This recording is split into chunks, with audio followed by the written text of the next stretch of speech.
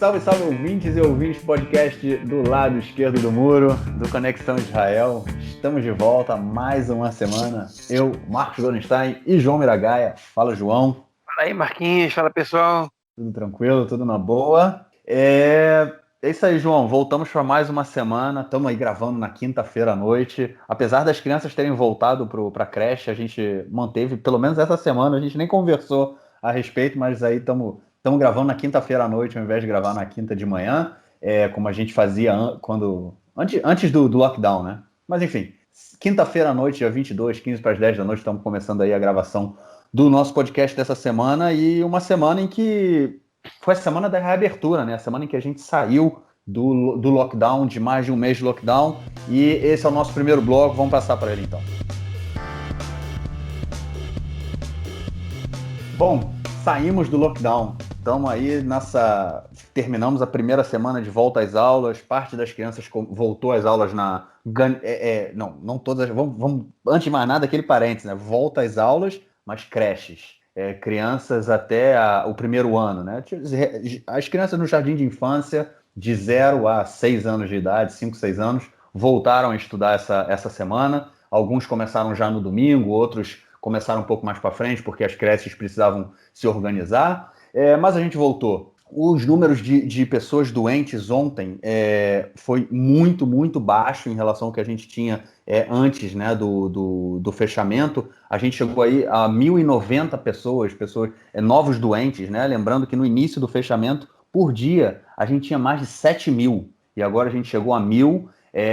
Ontem foram recebidos 41.000 resultados de exames, ou seja, de 41.000 resultados foram 1.000 positivos, 1.000 pessoas doentes, ou seja, é um número bem positivo, né? A gente realmente mostrou que o lockdown funciona, né? Se as pessoas estiverem em casa, não tiverem contato, funciona. E agora a gente sai aí desse lockdown nessa semana, voltamos aí, as crianças voltaram às aulas, mas a pressão continua muito grande, porque o mesmo erro que cometeu-se há 4, 5 meses atrás, quando a gente saiu do lockdown muito rapidamente, a pressão é para que isso aconteça novamente, que a gente repita o erro, né? O governo inicialmente apresentou um projeto que cada etapa ela seria cumprida de 2 em 2 semanas, justamente para a gente poder ver o aumento ou não, né, do número de pessoas doentes nas 2 semanas anteriores. Só que, obviamente, há pressão muito grande, todo mundo quer voltar a trabalhar, todo mundo quer mandar os filhos para o colégio, muita gente desempregada, a economia parada, e essa é a situação aqui em Israel nesse momento. E aí, cara, essa zona, porque é assim que a gente se sente, né? Vai ter um fim ou daqui a 3 meses, como a gente já está ouvindo, eu já tenho ouvido falar isso de algumas pessoas, inclusive, a gente vai voltar para um lockdown? Então, eu vou dar uma opinião que é um pouco contrastante com a tua percepção. Eu acho que houve uma substancial melhora na visão do governo e na posição do governo em relação à crise do corona. Por que eu digo isso? Porque o governo ele está sendo muito mais cuidadoso agora na hora da reabertura do país, né? Na semana passada a gente comentou, eu especificamente comentei no podcast que a gente estava vendo os mesmos erros se repetirem quando aparentemente não tinha nenhum planejamento para a saída do lockdown, do fechamento, né? E para a reabertura. Não existe um passo a passo, não existe atingindo tal número fazemos isso, não atingindo tal número não abrimos parcialmente aqui e ali. A gente não vê isso, a gente não visualiza, se existe um planejamento, ele não é divulgado. Isso dá uma impressão para o público de que o governo ele está agindo aos trancos e barrancos. A diferença dessa vez para a última vez é que o governo ele está obedecendo, ele está seguindo pelo menos as determinações dos especialistas do Ministério da Saúde. Como é que a gente sabe disso? Porque tudo que se fala nas reuniões de gabinete do corona vaza para a mídia. E eles divulgam isso. E às vezes nem só as opiniões de dentro das reuniões de gabinete internas, né, enfim, são fontes de informação que a gente tem. Às vezes vem o próprio diretor-geral ou outros médicos, outros especialistas do Ministério da Saúde, ou o próprio ministro da Saúde vão às redes de televisão, às rádios, né, dão entrevistas nos jornais impressos e nos sites de internet divulgam suas opiniões. E a gente vê que o governo está seguindo as opiniões do Ministério da Saúde, né, as posições dos profissionais em relação à reabertura. E a gente sabe que tem uma guerra aberta no momento de 2 ministérios com o Ministério da Saúde. Um deles é o Ministério da Educação, que queria reabrir já as escolas sem nenhum plano, né? E o Ministério da Saúde brecou. Aí houve uma falha de comunicação grotesca do governo, é uma vergonha vergonha alheia, né? Tem um termo em árabe que se usa muito aqui no hebraico, também adaptou, que chama fadiha, né? É uma vergonha que a maneira como o Ministério da Educação ele anunciou uma reabertura das aulas, né, para crianças do ensino básico, enfim, das primeiras turmas do ensino básico, e depois o Ministério da Saúde teve que vetar, né? Esse é um dos ministérios que está em rota de colisão, e o outro ministério que também está conflitando com o Ministério da Saúde é o Ministério das Finanças, que insiste em abrir alguns negócios, que insiste em dar um gás na economia, e o Ministério da Saúde breca. E o governo ele está indo com o Ministério da Saúde, né? Então não teve nenhuma nomeação diferente, né? O método do sinal de trânsito, sobre o qual a gente tantas vezes falou aqui, o método diferencial por cidades vermelhas, laranjas, amarelas e verdes, de acordo com o grau de contaminação, ele é, a princípio, ele é aparentemente, na teoria, digamos assim, ele está funcionando agora. Tem cidades que seguem fechadas, mas eles seguem fechadas naquelas, né? As cidades vermelhas, elas estão aparentemente fechadas, mas a educação da pré-infância, da pré-escola, está aberta nessas cidades. Enfim, quem passou, por exemplo, por Bnei Brak, que é uma cidade vermelha, né, vê que não tem nenhum checkpoint, nenhum bloqueio na cidade. Checkpoint Deixa eu não só tem nenhum fazer. bloqueio. Tem. Desculpa aí de cortar, mas só para fazer um acréscimo. Essas cidades vermelhas, né, as cidades ultra-religiosas que foram colocadas aí com vermelhas, como você falou, Bnei Brak, Elad, né, bairros de Jerusalém, todos eles eram cidades vermelhas até domingo. Aí houve a reabertura, né? E, inclusive, depois eu não falei disso na introdução, né? Mas a gente precisa falar também da questão dos ultra-ortodoxos, né? Dessas cidades. Mas essas cidades vermelhas, de um dia para o outro, elas deixaram de ser vermelhas e passaram a ser laranja. Ou seja, elas perderam o status para se manter, para que fosse mantido o lockdown nessas cidades. Agora não precisa mais manter o lockdown, ou seja, durante todo esse último período, dessa última semana, né, a gente ouviu que nas cidades ultra-ortodoxas nada estava sendo cumprido, o lockdown não era cumprido, e a gente viu isso na televisão. Simplesmente elas deixaram de ser cidades vermelhas de um dia para o outro. Era só o parênteses aí que eu queria fazer. Pois é, a gente vai entrar nesse tema daqui a pouquinho. Eu vou tocar nesse tema daqui a pouquinho, depois, se você quiser complementar, perfeito. Mas, enfim, a gente tem informações que esses bloqueios não estão efetivamente funcionando, mas o fato é que, de alguma maneira, o Ministério da Saúde ele conseguiu brecar o resto do país de abrir. O Netanyahu, pelo jeito, está bancando mais as posições do Ministério da Saúde, ainda que não tenha um homem forte como tinha antes, né, na figura do Baal Shem Tov, homem forte, pessoa forte, ali dentro, que inspira, enfim, autoridade, mas mudou. Eu tenho uma posição, eu tenho uma opinião sobre isso, eu tenho uma hipótese, e eu acho que, enfim, eu vou colocar ela aqui para vocês. Acho que o Netanyahu, ele viu que ele está caindo nas pesquisas e que ele está realmente ameaçado, né? O governo está realmente ameaçado.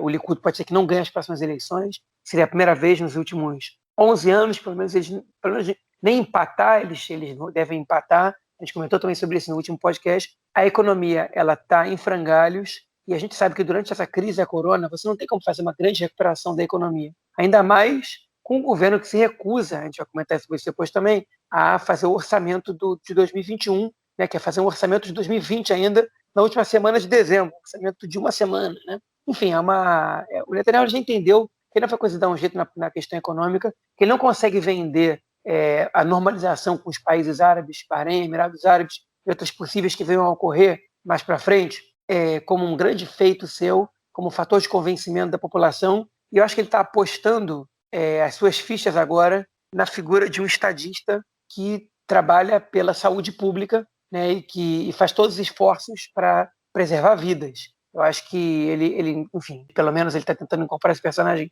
que não foi o seu papel nos últimos 5 meses, mas pelo jeito voltou a ser, porque em fevereiro, março, ele tinha sido consciente, tinha atuado de maneira responsável, ele está voltando a atuar dessa maneira agora, enfim, para tentar convencer a população de que ele está tomando uma atitude responsável. E eu acho que essa vai ser a nossa tônica, porque ele não quer, outra vez, ser taxado de irresponsável na abertura do país, né? Então ele está abrindo aos poucos, ainda que o nível de contaminação esteja alto, porque 1.100 casos por dia, ainda que seja uma queda drástica, ainda é um número muito alto, para a gente ter uma noção. O máximo que a gente tinha tido em março, abril, tinha sido 722 casos. E agora a gente está tendo 1.100, o país reabrindo. Né? Então, ele não quer ser visto como a pessoa que errou em todos os âmbitos, tanto na questão da saúde, quanto na questão da economia. Ele sabe que em relação à saúde, ele tem a avaliação um pouco menos ruim do que a parte da economia. Então, ele está tentando mostrar que, nesse lado, ele está tomando atitudes responsáveis.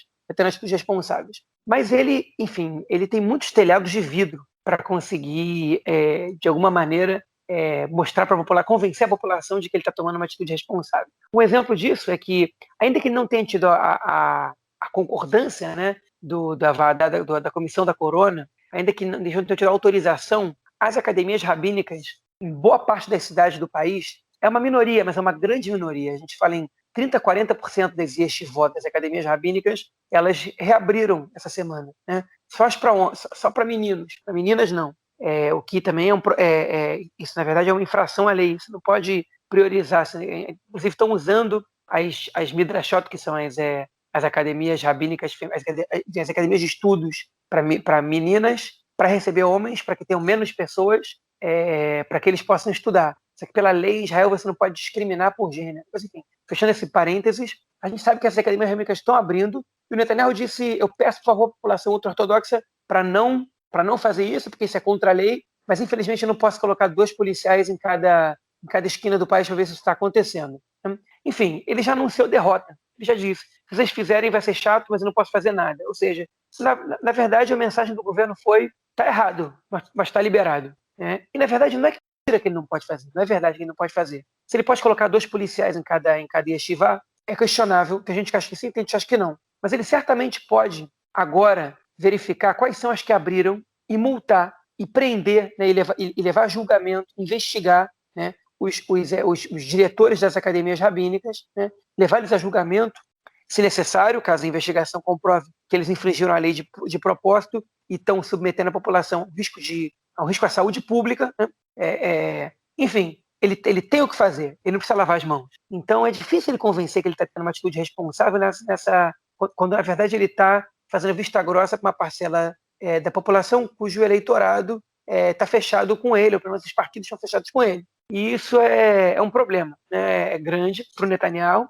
e a população está vendo isso.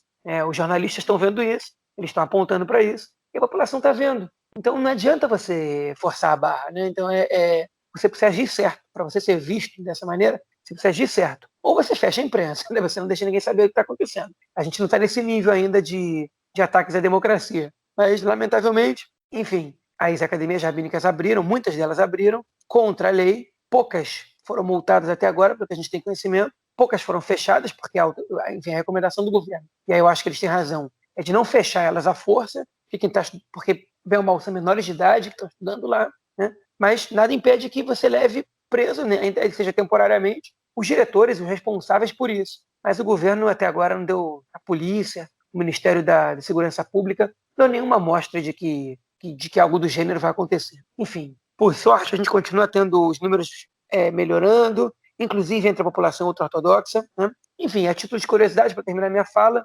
hoje mesmo, na quinta-feira, saiu uma pesquisa do Instituto Israelense de Democracia, né? Sobre a opinião da população sobre a corona, e uma das coisas que chamou a atenção nessa divulgação foi que 1% da população ultra-ortodoxa acha que o seu setor está desobedecendo às determinações do Ministério da Saúde, enquanto 51% da população geral do país acha que a população ultra-ortodoxa está desrespeitando as determinações. A população ortodoxa acha, no entanto, mais de 70% da população ortodoxa acha que os árabes desrespeitam as determinações do Ministério da Saúde. Os árabes, a população árabe tem um pouco mais de consciência. 25% da população árabe acha que o seu próprio setor desrespeita as determinações do Ministério da Saúde. Mas, olha só que curioso, a contaminação nas cidades, nas aldeias árabes, agora depois do fechamento, é menor do que a média judaica. Ou seja, a gente sabe que em determinado momento as cidades e aldeias árabes elas estavam em sua grande maioria vermelhas e com alta contaminação. Mas agora parece que eles entraram nos trilhos. Né? E ainda entrando nos trilhos, eles são conscientes de que tem gente que não respeita as determinações. Seria bom se toda a população israelense tivesse essa consciência e tivesse tendo essa postura também. Né? Então, a gente tem que valorizar quando isso acontece com qualquer setor da sociedade. Dessa vez, a população árabe israelense está dando um exemplo a ser seguido.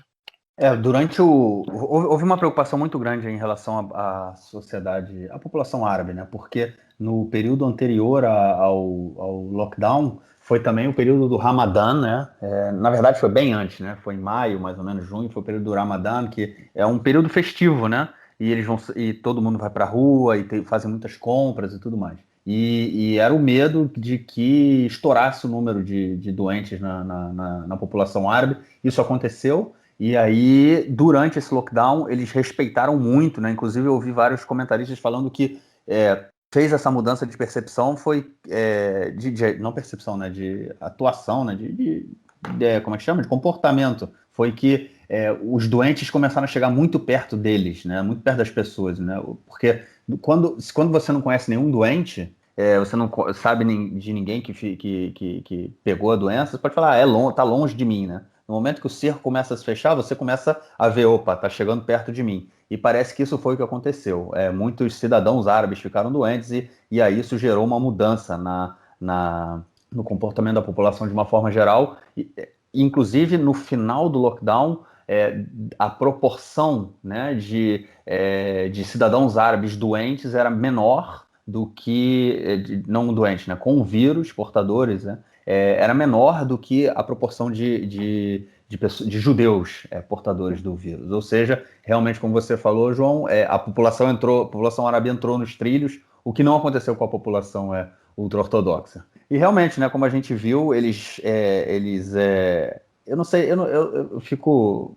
Eu tento achar uma expressão, mas eu não consigo. Os caras, enfim, desculpem aí, ouvintes, mas os caras cagaram e andaram para as determinações e para o Estado. Eles cagaram e andaram para o Estado, né? Para a autoridade do Estado, para a autoridade do governo. E o que eu sinto é que eles seguram a gente.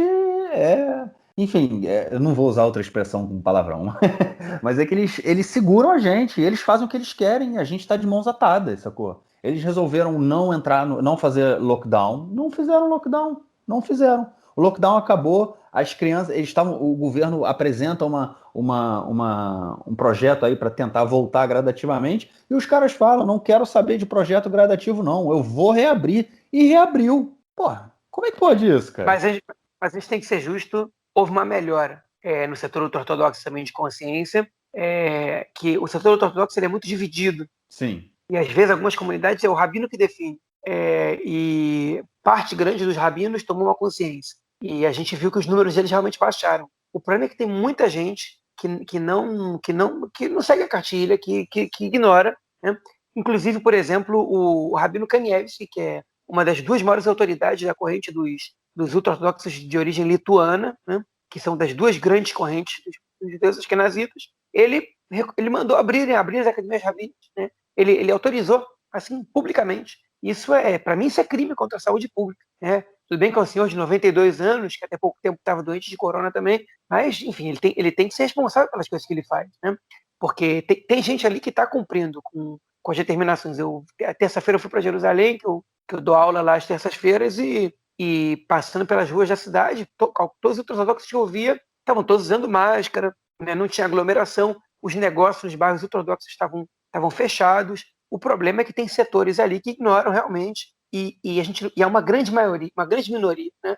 A gente está falando de 30%, 40%. Então, os outros 60% acabam levando a peste, tipo de infratores, de pessoas que ignoram, que estão botando a saúde pública em risco de maneira injusta, porque 30% ou 40% das pessoas acaba, enfim, desobedecendo. E essa semana eu escutei, na verdade eu escutei um podcast, depois fui ler uma postagem do mesmo organizador do podcast, né, que pertence ao canal público, do entrevistado, né, que é um sujeito que é ultra-ortodoxo, agora me fugiu o nome, que ele trabalha numa organização para introduzir os ortodoxos de mercado de trabalho de alta tecnologia, né? E uma das coisas que ele disse é que o que a população secular tem que entender é que os ultra-ortodoxos, eles acreditam que a sua ação, a desobediência deles para rezar e para estudar a Torá, né, que é o Pentateuco e o Talmud, ela salva vidas, né? E de repente um sujeito dá uma entrevista na televisão, logo depois que eu vi esse podcast, dizendo que até agora morreram 2.000 pessoas. Se eles não estivessem rezando, teria morrido mais de 100.000, né? Então eles acham que eles têm uma função na Terra e que para isso eles podem desobedecer às diretrizes da saúde pública porque eles estão salvando vidas, né? E olha, eu acho que cada um pode achar o que quiser, cada um está liberado para pensar o que quiser, mas você não pode fazer o que você quer. Então, enfim, a ciência existe por alguma razão. Enfim, se a gente prefere ser um estado do obscurantismo, né, e liberar as pessoas para atuarem contra a ciência porque eles acham que não funciona, então, enfim, a gente assume que a gente é obscurantista e mata a ciência logo porque não serve para nada. Mas se a gente confia nisso, tem o Ministério da Ciência, tem a universidade, tem tudo, então está na hora de colocar essas pessoas porque não importa o que ele acha, né? O Estado tem que ter uma posição sobre isso. E se o Estado resolve relativizar a ciência, a gente entra pelo cano, a gente não vai chegar a lugar nenhum. E é o Estado, o país do Startup Nation, né, da alta tecnologia e tudo mais, não pode se dar o, tipo, enfim, não pode ser tão cara de pau assim para ignorar a ciência quando convém. Então está na hora do Estado fazer alguma coisa agora e dar um jeito nesses obscurantistas, porque, com todo respeito ao que eles acreditam, né, a gente não é obrigado a seguir o que eles acreditam, e eles são obrigados a seguir o que o Estado acredita que é melhor. Aí, fechou. Fechou como deveria ser fechado. Mas uma outra notícia ainda em relação ao corona é sobre a ministra, né, ministra Ghila Gamliel, né, que no Yom Kippur, no Dia do Perdão, ela que vive em Tel Aviv, a gente falou dela no último episódio, ela vive em Tel Aviv, a família dela, do marido dela é de Tibérias, que fica mais ou menos uns 200 e poucos quilômetros de Tel Aviv, e a gente estava no lockdown, era proibido se afastar de mais uma hora, mais de 1 quilômetro da sua casa. E havia recomendações, né, para não ir à sinagoga. A nossa ministra, ela foi a Tibérias, ou seja, ela viajou mais de 200 quilômetros, vamos dizer assim, ela fugiu um pouco, saiu um pouco do raio de ação dela, foi à sinagoga, ficou doente, contaminou outras pessoas, mas havia o rumor aí, né, que ela tinha mentido na pesquisa que é feita com todo doente, né?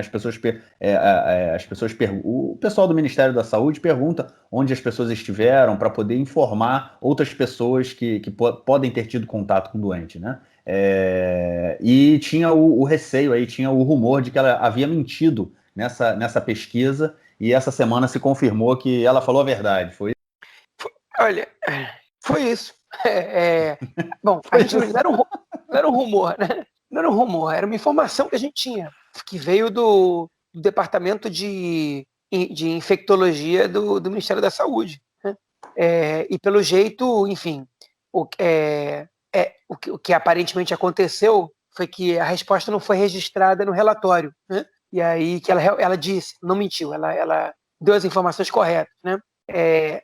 Fica uma sensação muito estranha de que não escreveram no relatório e tal, mas enfim. Bom, a gente tem que acreditar nas fontes oficiais. Se eles disseram isso, então aparentemente ela não mentiu. A gente aqui não tem que fazer meia-culpa nem pedir desculpa, porque a gente replicou a informação oficial. Então, se a informação oficial mudou, a gente aqui está dando a informação oficial nova. É isso, não tem mistério. Recebemos a informação, passamos aí para o ouvinte. É isso. Chega de corona, então. João, vamos para o nosso segundo bloco para a gente falar da política israelense essa semana.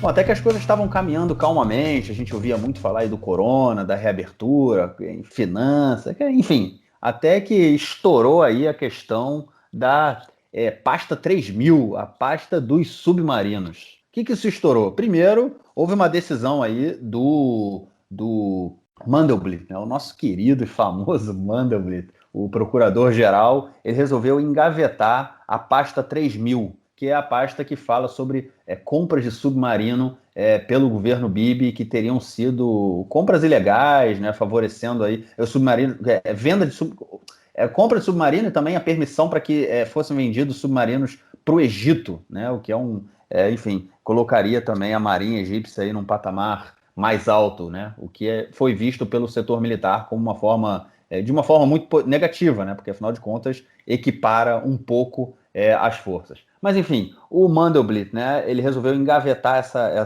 esse processo aí que seria, né, colocaria o Bibi investigado mais uma vez, poderia colocá-lo em maus lençóis, e só que no momento em que ele resolve engavetar essa investigação, os deputados da oposição apresentaram um projeto, né, no parlamento para que fosse criada uma CPI que investigasse o caso. Eles apresentaram a votação, fizeram a votação, ganharam a votação, a oposição ganhou a votação, a CPI deveria ser montada, só que imediatamente, no momento da votação, houve uma confusão. O deputado Mick Zohar, que é o líder da coalizão, ele disse que ele gostaria que fosse feita uma votação nominal, em vez de ser votação no computador, e depois como chama? O presidente do Knesset, né, o presidente do parlamento, o deputado Yariv Levin, ele cancelou a votação em que a oposição tinha ganho, ele refez a votação, a oposição não votou, a oposição saiu do parlamento e a situação ganhou, né, o governo ganhou a votação e não vai ser reaberta, quer dizer, aparentemente não vai ser aberta uma CPI contra o Bibi Netanyahu. A oposição vai apresentar uma apelação no Supremo Tribunal de Justiça, né? Porque afinal de contas eles falaram que o que aconteceu é ilegal, mas a realidade é a seguinte, cara. Tá uma zona isso aí, hein, cara. Vamos colocar isso com os detalhes que essa situação merece, porque foi um caso muito atípico e muito complexo. Né? O que aconteceu?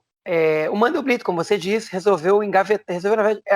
A pasta não está engavetada. Está engavetada a investigação sobre o papel do Netanyahu nessa compra de submarinos. Para quem não lembra bem, junto do Facebook e do Twitter, a gente pode colocar um link de uma matéria que o Marcos traduziu há uns anos, quando o Netanyahu estava prestes a ser indiciado, que explica esse caso, mas basicamente foi uma compra de submarinos israelenses pela Alemanha, que o Ministério da Defesa tinha dito que queria um número específico, o Netanyahu insistiu em comprar mais, ninguém entendia por quê, ele forçou a barra para comprar mais, permitiu a venda para o Egito sem que nenhum membro do Ministério da Defesa nem das Forças Armadas soubesse, né?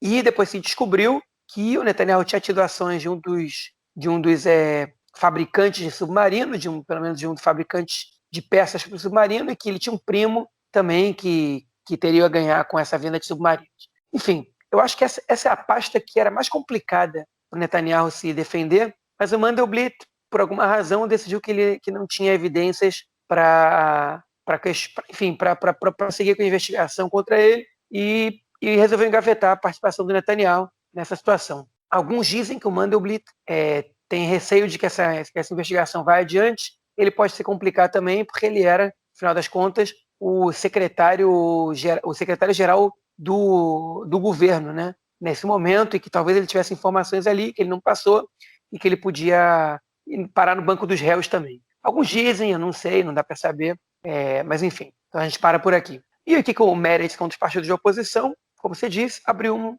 uma votação para a abertura de uma comissão de investigação. Uma coisa que o Azul e Branco tinha prometido fazer, mas ficou na base da ameaça. Né? Se você não fizer isso, eu vou fazer. Se você não me der isso, eu vou abrir uma comissão. E blá, blá, blá. Sei que o Azul e Branco não fazia nada.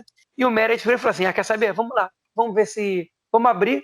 E na pior das hipóteses, a gente vai jogar o Azul e Branco contra o Likud. E na melhor... ou pelo menos a gente descredibiliza o Azul e Branco e ganha votos dos eleitores deles. O Meretz fez uma jogada politicamente inteligente. E se vence a votação, melhor ainda. Né? E o que aconteceu é que a votação ela aconteceu no momento que estava tendo uma reunião de gabinete. Né? E os ministros, que também são deputados, eles não estavam presentes na Knesset na hora da votação. Inclusive, estavam comendo o bolo do aniversário do Netanyahu. Né? Nesse momento, o Netanyahu tinha feito uma live mostrando o bolo que ele tinha. Como é que a gente esqueceu de falar disso, João? Dia 21 de outubro é aniversário do Netanyahu, cara. 71 anos, se não me engano. Mas era aniversário, ele até mostrou o bolo numa live, falou que ia levar o bolo para a reunião de gabinete. Estavam lá os ministros comendo o bolo, enquanto, de repente, estava acontecendo essa votação na Knesset. Inclusive, quem estava comendo o bolo lá era o próprio presidente da Knesset, que não é ministro, o Yariv Levin, né? Estava lá comendo o bolo com o Netanyahu, e quem estava presidindo a Knesset, o deputado Mansur Abbas, né? Da lista unificada, do partido Tal, né? Que é o movimento islâmico, né? Movimento Islâmico do Sul, enfim, e o do Norte ele entrou enfim, ele entrou na ilegalidade, né, por várias questões, mas o Movimento Islâmico do Sul, ele faz parte da lista unificada e é dos partidos, ainda que seja um movimento religioso islâmico, não é dos mais radicais, não. Tanto não é dos mais radicais, que de todos os partidos da lista unificada é o que mais faz parcerias com deputados da direita, especialmente do Likud, né? E existe aí um toma lá da cá entre eles, algumas facilidades que eles recebem, a relação do Mansur Abbas com o Netanyahu, a boa relação que eles têm é conhecida, né? Obviamente que o Mansur Abbas nunca vai fazer parte de uma coalizão, nunca dá para dizer nunca, mas não está perto de participar de uma coalizão, porque o eleitorado dele não ficaria muito satisfeito com isso, mas fazer parcerias políticas não é nenhum problema, enfim.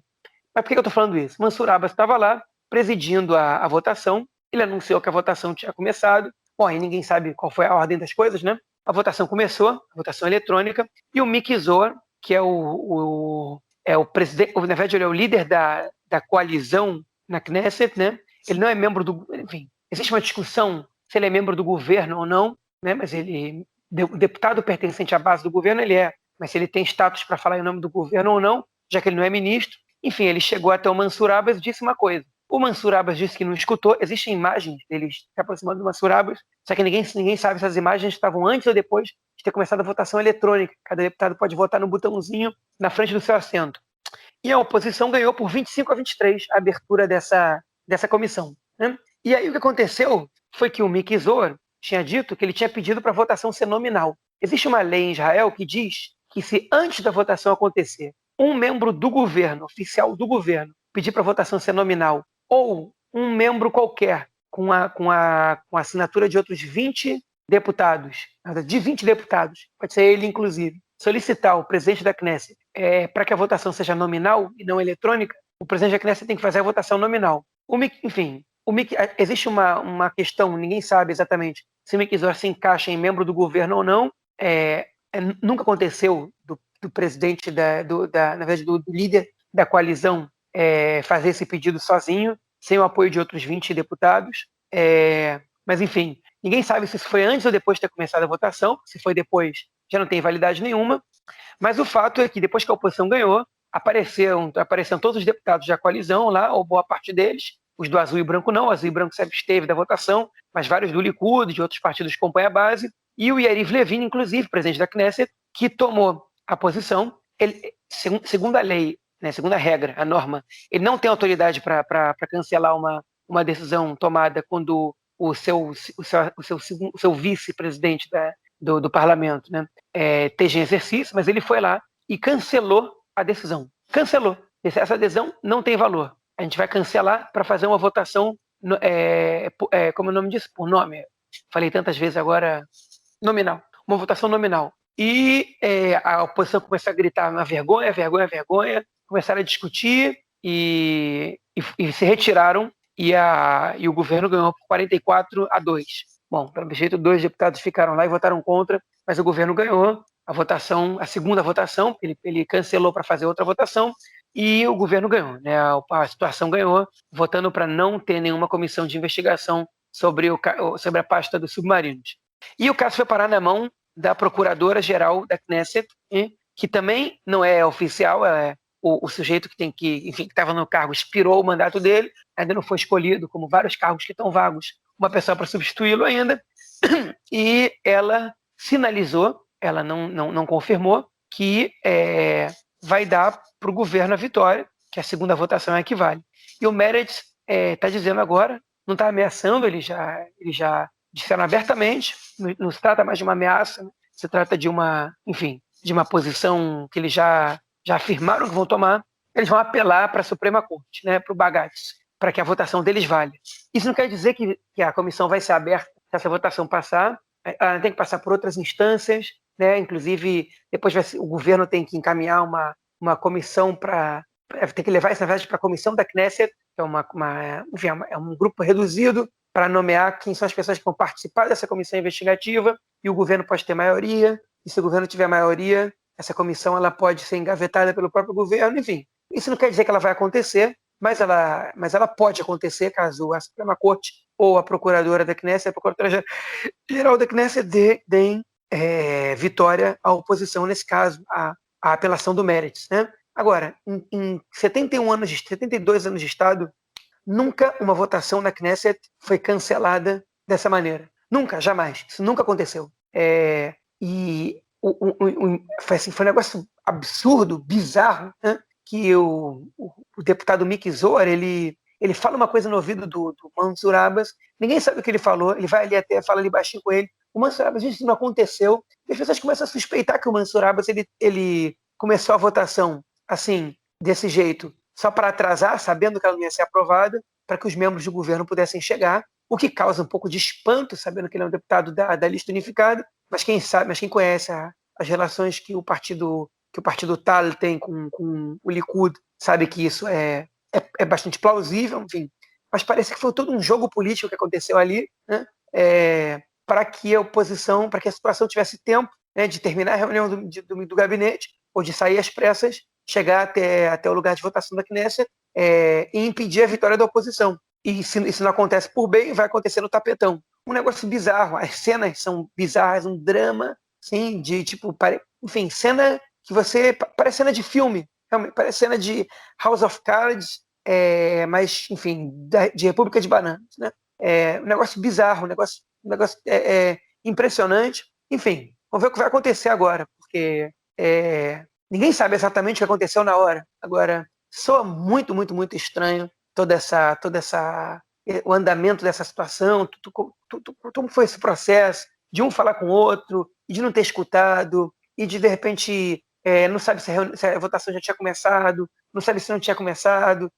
Estranho, tudo isso é muito bizarro, e na verdade esse cancelamento ele pareceu uma atitude muito autoritária, uma atitude bizarra, e que, enfim, pôs à prova também se o Azul e Branco é um partido que cumpre com as suas ameaças, e eles saíram fracos dessa situação, porque eles não cumpriram. Enfim, tudo muito ruim, tudo muito errado, tudo muito ruim para a democracia, negócio que de verdade envergonha o país.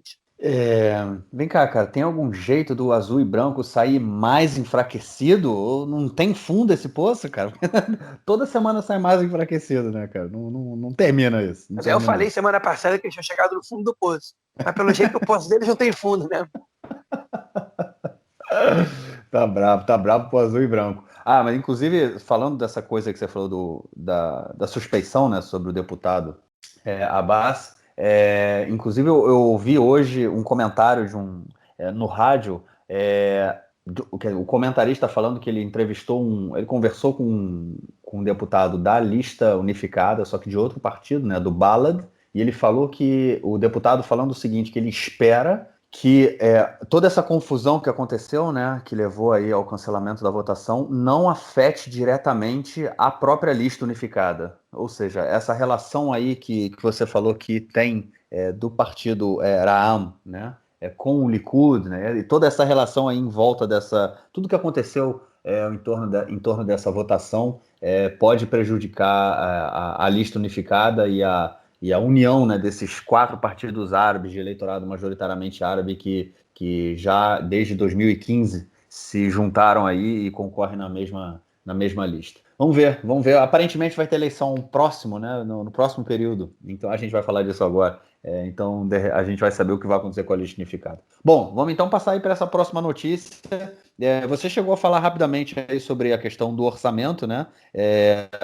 Só relembrando, a gente não tem orçamento ainda no ano de 2020, a gente está terminando o mês de outubro e o orçamento para o ano corrente não foi aprovado, deveria ter sido aprovado até agosto, senão o governo teria que se desfazer, acabaria, se dissolveria automaticamente, isso de acordo com a legislação israelense. O governo chegou a um acordo porque a não aprovação do orçamento ela permite que o governo se dissolva, né, conforme eu falei, e isso era uma cartada para o Netanyahu dissolver o governo sem deixar com que o Gantz assumisse o cargo de primeiro-ministro, como é o acordo deles. Enfim, o orçamento era para ter sido aprovado em agosto, o governo chegou a um acordo e postergou a aprovação para o dia 23 de dezembro, ou seja, o orçamento de 2020 ele vai ser aprovado, ele tem que ser aprovado até 8 dias antes do final do ano, né, o que é uma loucura sem fim.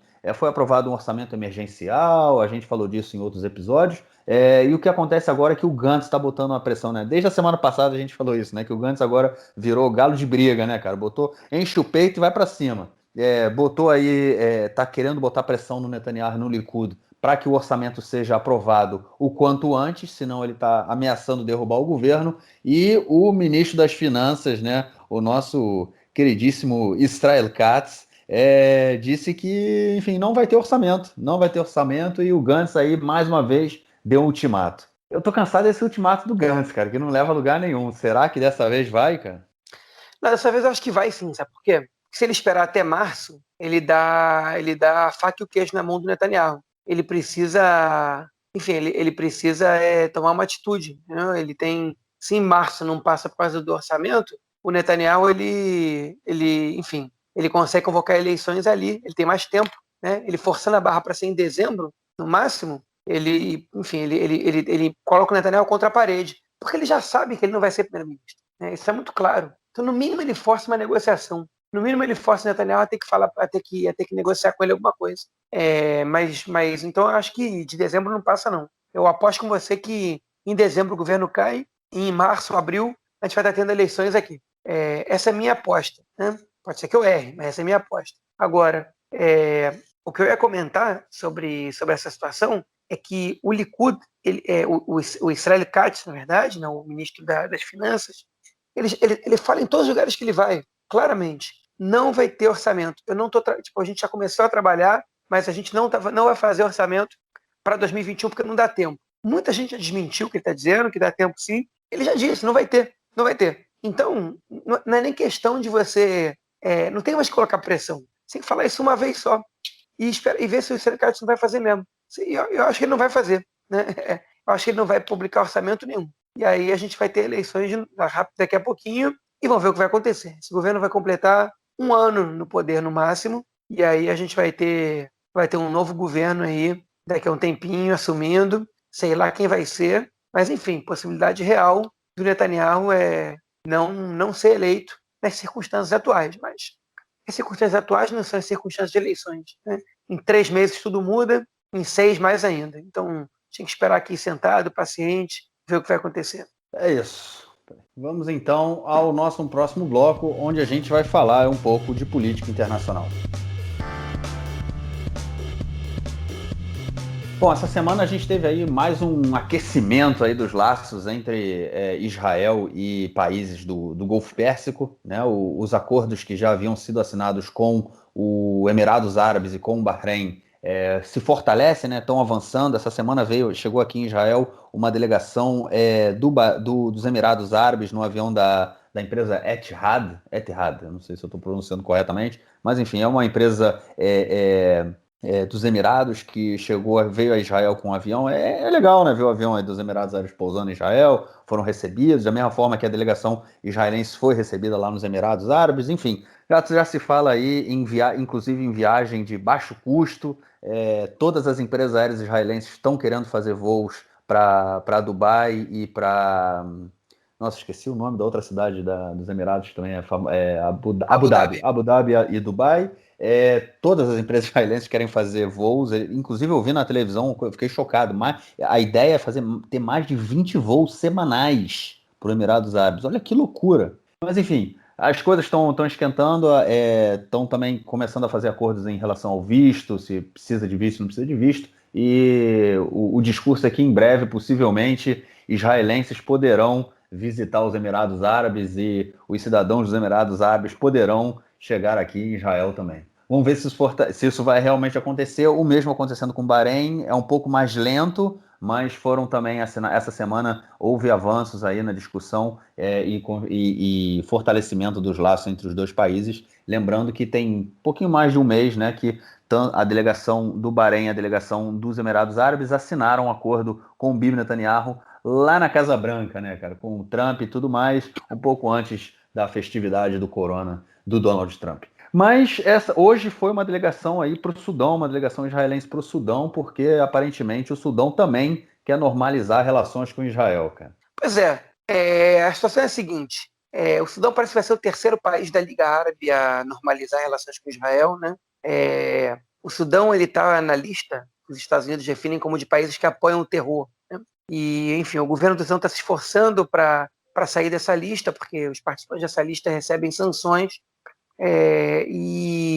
Enfim, o Trump, às vésperas de eleições, ele está motivando países árabes a estabelecerem acordos com Israel sob a sua tutela, para que isso possa também ser mostrado como um ganho eleitoral seu. E o Sudão já tinha demonstrado interesse no momento que Israel anunciou a normalização com os Emirados Árabes, e no dia de hoje, né, quinta-feira, 22 de outubro, uma delegação israelense foi até Khartoum, capital do Sudão, para se reunir com membros do Ministério do Exterior do Sudão e debater o estabelecimento de relações entre os dois países, também sob a tutela dos Estados Unidos. Quem está intermediando essa situação é o secretário de Estado norte-americano, Mike Pompeo, né? E aparentemente Israel e o Sudão estabelecerão relações diplomáticas, possivelmente também econômicas, né? Provavelmente, enfim, com a possibilidade de embaixadas nos dois países e tudo mais, né?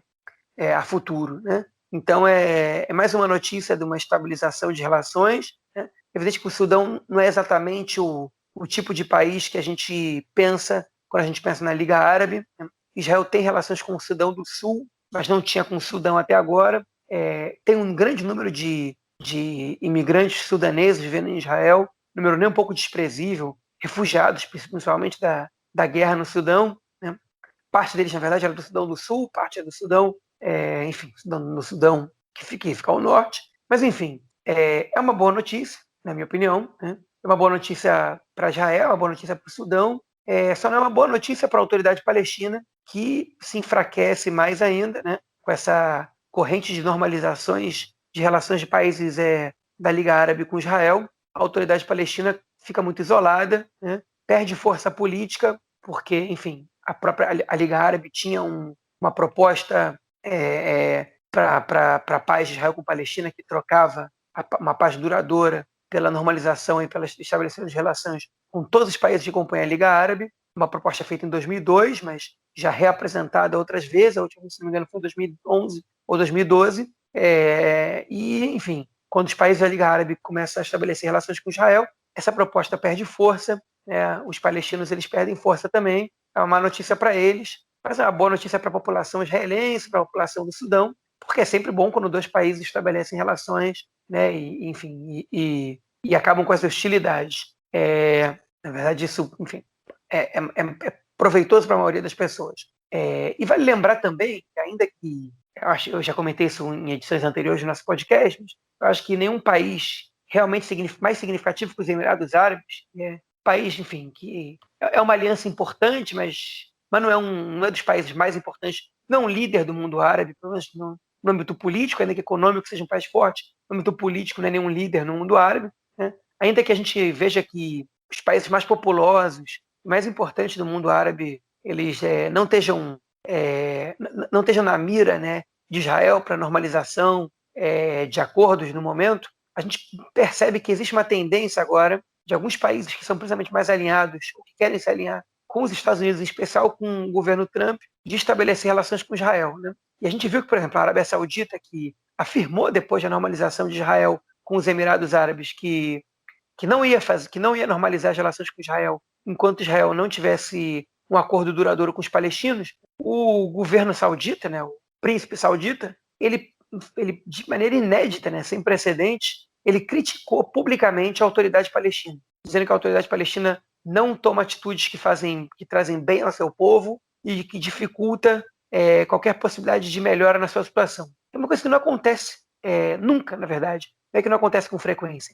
Nunca tinha acontecido de uma liderança da Liga Árabe criticar a autoridade palestina, os líderes palestinos, né? O Hamas, sim, pode às vezes ser criticado, mas a autoridade palestina não, né? E isso é uma situação sem precedentes, totalmente nova, né? Que mostra que a Arábia Saudita está mais alinhada com Israel do que parece. Eles não vão normalizar as relações, como a gente já comentou aqui, porque seria um passo muito grande para quem vislumbra ser o principal líder do mundo árabe, né? Ainda que tenham países normalizando as relações com Israel, a população árabe ainda é muito hostil a Israel, principalmente enquanto persistia a ocupação sobre os palestinos, sobre a população palestina. Então, ainda que eu acho que não vai acontecer essa normalização da Arábia Saudita com Israel a curto nem médio prazo, pelo menos enquanto não tiver a paz com os palestinos, por outro lado, a gente pode perceber aqui que a Arábia Saudita, ela, de alguma maneira, está alinhada com Israel e ela está tornando isso público. A gente sabia que as alianças militares e que alguns acordos por baixo dos panos estavam sendo tratados ali sob a supervisão dos Estados Unidos. Agora a gente percebe que publicamente A Arábia Saudita, se bem ela não pode manifestar apoio a Israel, ela pode, por outro lado, criticar a liderança palestina, o que é um agrado ao governo Netanyahu. Eu só queria fazer um comentário sobre essas relações aí com o Sudão, como você comentou lá no início sobre a questão dos refugiados. São cerca de 40 mil, 60 mil refugiados africanos aqui em Israel.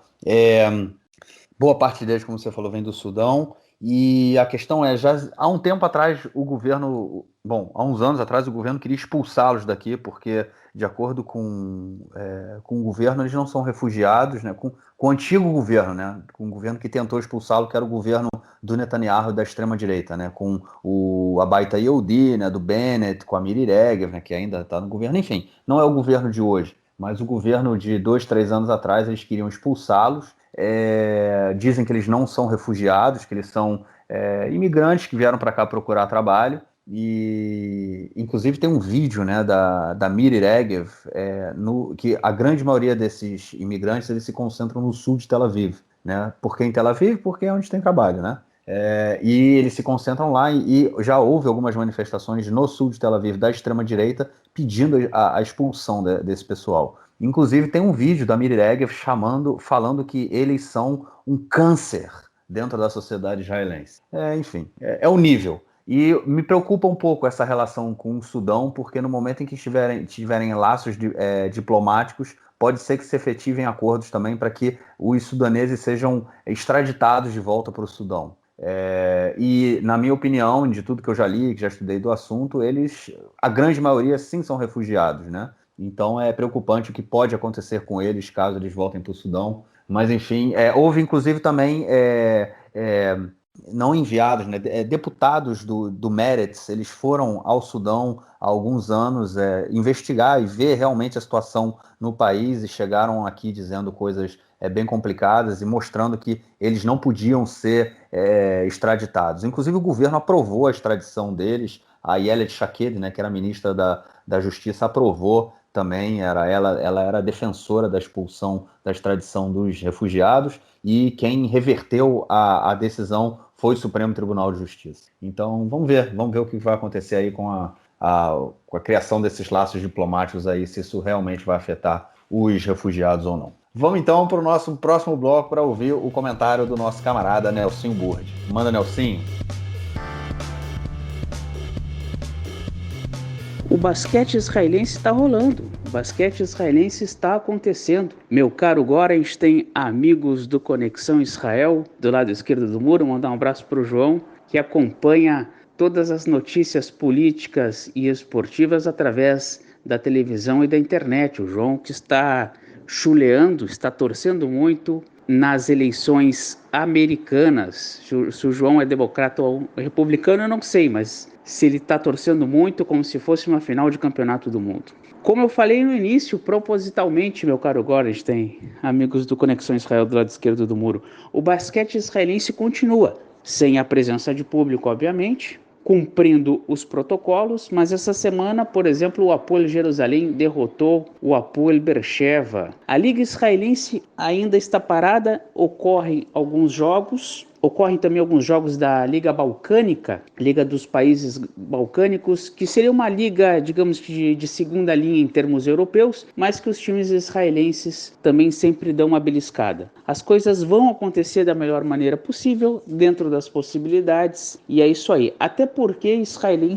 o país Israel ainda está dentro de um fechamento. Mas as coisas vão dar certo. A Liga Israelense vai funcionar a seu tempo. Né? Nós vamos ter jogos 25 de dezembro e 1º de janeiro, como tivemos outrora, e falamos sobre isso aqui há um ano atrás. É isso aí, um grande abraço a todos e tenham uma boa semana. Valeu, Nelsinho. Obrigadão aí pelo seu comentário. A gente espera na semana que vem. João, ficamos por aqui ou você tem algo mais a declarar, cara? Nada a declarar. Ficamos por aqui, então. Grande abraço. Antes da gente mandar um abraço, né? Ouvintes, nossos queridos ouvintes que nos ouvem aí toda semana, ajudem-nos a compartilhar o podcast, divulguem para todo mundo, fazem aquele, né, dá o share aí, tá no Instagram, não, no Instagram não, né? Mas tá no Facebook, tá no SoundCloud quando vocês ouvem. E tá também no Twitter, o João tá sempre tweetando aí sobre o podcast. Dá aquele share, dá aquela divulgada aí pra gente